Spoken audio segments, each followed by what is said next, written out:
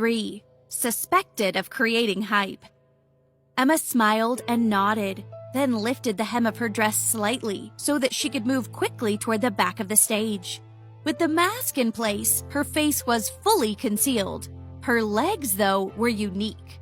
3 years ago, one of Emma's claims to fame had been having the most beautiful legs in the world. Just as everyone thought the show had already reached its climax, Emma descended gracefully to the stage on a chair. The spotlights illuminated her, but the crowned star was nowhere to be seen. Whispers ran through the crowd while stylists and assistants frantically started searching for the jewelry that was meant to be the highlight of the show. Forgetting the audience, they even pushed back Emma's sleeves and raised the hem of her gown, displaying her lovely, pale, long legs. Legs so beautiful, they were unforgettable. Just as quickly as the whispers had started, they stopped. Emma elegantly raised her arm, tilted her head back, and lifted her left leg, striking a beautiful dance pose. The crowned star appeared from under the white dress, sparkling magnificently around Emma's ankle. Everyone froze in amazement. The sight of Emma leaning back in the chair, flowing from one striking pose to the next, was mesmerizing. Most impressive of all, with every single pose, she presented the crowned star in a different light, showing off its beauty over and over again. The audience rose to their feet and gave Emma a standing ovation. Among the crowd, hidden away at the back, Eric was completely focused on Emma. His new wife, once New York's top model, was in her glory.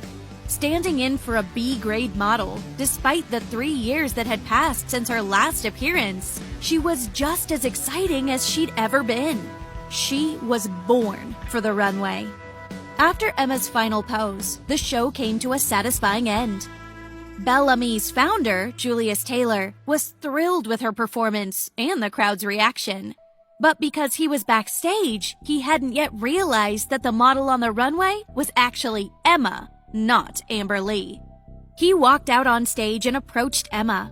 He offered his hand to help her off the chair, led her to the head of the runway, and then bowed to the audience. Thank you, everyone, and of course, thank you, Amber, for a spectacular performance. Emma stayed silent, simply responding with an elegant nod of her head. Suddenly, a high-pitched voice said, "That isn't Amber. I know Amber, and she doesn't have such long legs." The applause stuttered. The voice called out again, "If you're Amber, take off your mask."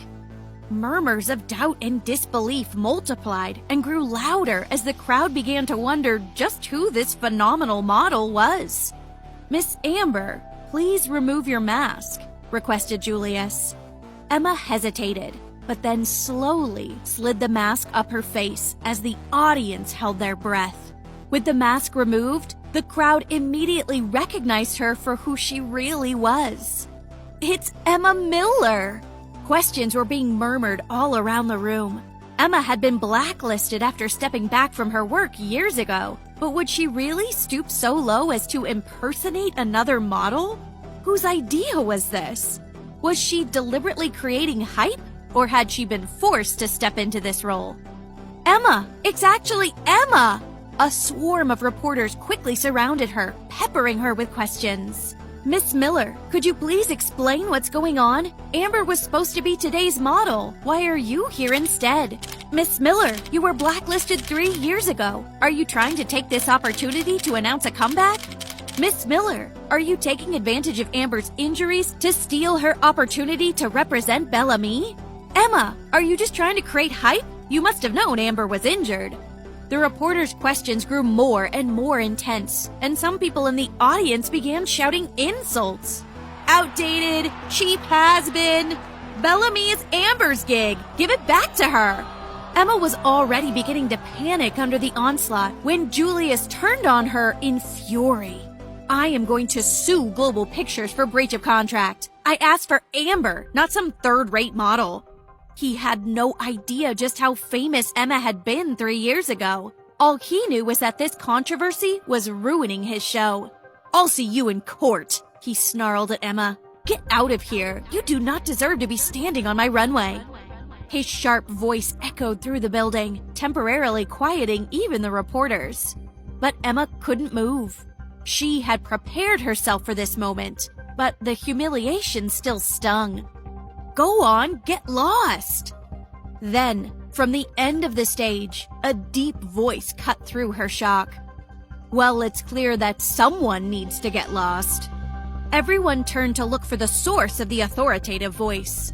There, standing at the edge of the stage, was Eric Roberts, the CEO of Kaleidoscope Entertainment. Everyone knew that Eric Roberts despised the games and the drama that the modeling industry was known for. People started wondering whether he was about to drag Emma off the stage. The entire hall seemed to be holding its breath, waiting for the axe to fall. A whoosh of surprise sounded as Roberts walked over to Emma and stood next to her. With the commanding tone of a man used to being in charge, he turned to Julius and said, "She's not the one that should get lost. You are. Your manners, it would appear, are not nearly as polished as your jewelry." Emma's heart stopped for a moment. Who would have thought that her new husband, a man she'd only just met for the third time, would stand up for her like that? The reporters were stunned and began to worry. If they'd known earlier that Emma had ties with Eric Roberts, they would never have been so rude. Julius Taylor knew he could not afford to offend the CEO of Kaleidoscope Entertainment. After a few moments of silence, he reluctantly said, "My apologies, Mr. Roberts. I didn't know about your relationship with—" "I have no relationship with her," Eric responded. "I'm simply disgusted with your behavior." Eric began to walk away, but then turned back and announced, "Mark my words. This woman will be a star in the modeling industry again."